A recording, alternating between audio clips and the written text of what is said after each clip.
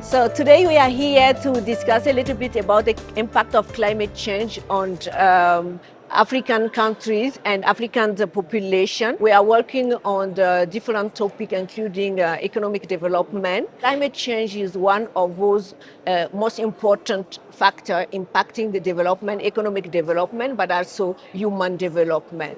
So I wanted to know, in your opinion, Pehu, what is the impact of climate change on the most vulnerable population in Africa, including women and children?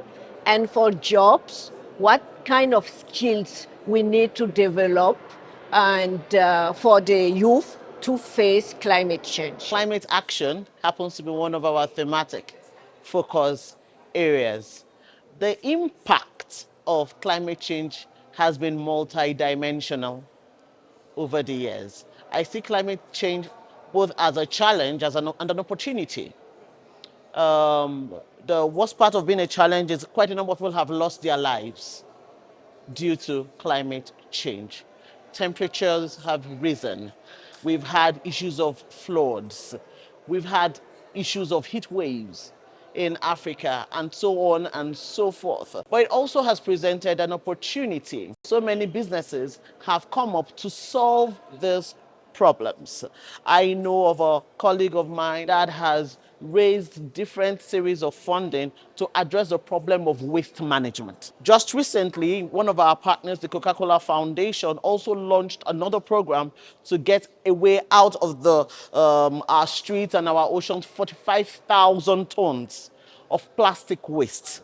This has helped to employ over 4,000 youth. Oh, these are just a few examples of the fact that climate change, as much as it's a challenge, is also an opportunity. Most African economies are supported by the agriculture sector, and the agriculture sector is a climate-sensitive sector. So definitely, one of the skills that I think, and I won't even call it one because there are multi-dimensional skills in that bucket, climate-smart agriculture, climate adaptation skills, such that we do not have to lose so many businesses, so many farmers, small entrepreneurs, rural entrepreneurs can still continue sustaining their livelihoods. So definitely climate smart agriculture is top on my list, just because about 70% of our economy is supported, especially when it comes to job creation.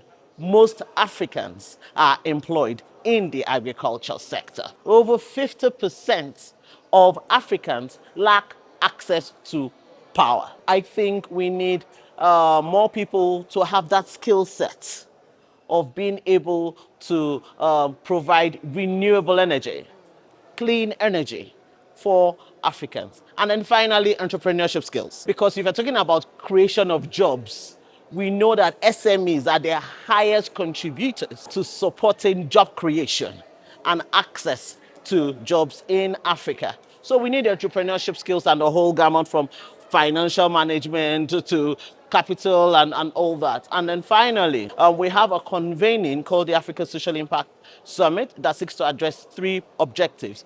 Most important of that is attracting impact investment into critical sectors. So we help to provide an opportunity for these innovators in the climate change burdened economy to access finance to be able to scale their businesses. So far, we've been able to unlock over $100 million, and we're going to be doing more. Can you please tell us briefly, what do you think climate change is having as impact on the most vulnerable population in Africa, youth and of course women? Most of the conversations when we are in for climate change are only looking at putting together climate smart technologies to be able to counteract the impact of climate change. But I would like to talk about climate change. What's the impact of climate change on the health of women and children?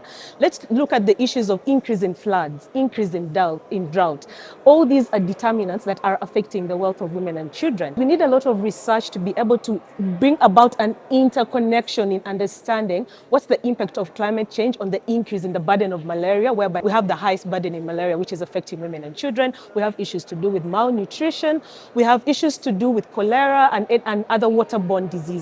So after we appreciate that intersection, when we go into the issues of policy reviews and development, how are they integrating health, climate change as a determinant of health, especially for women, youth, and children, and putting in place policies that can actually also address management of those kind of diseases as a way of also putting forward preventing mechanisms to manage those diseases in this era we are of climate change.